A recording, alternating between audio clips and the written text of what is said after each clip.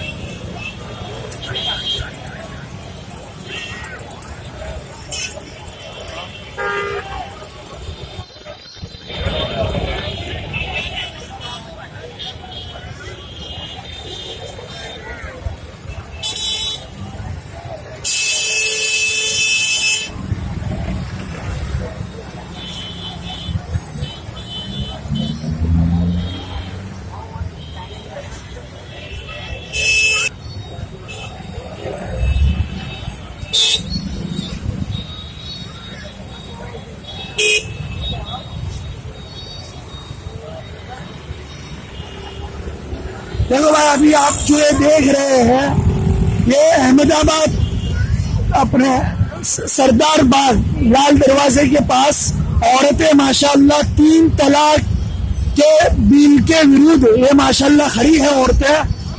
आप देख सकते हैं 10,000 से ज्यादा का मजमा है।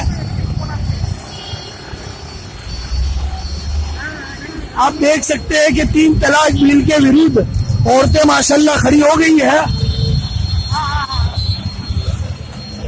इस वीडियो को ज्यादा से ज्यादा शेयर करो, क्योंकि मीडिया चैनल वाले इस वीडियो को नहीं बताएंगे। आप लोगों की जिम्मेदारी है कि इस वीडियो को ज्यादा से ज्यादा शेयर करो।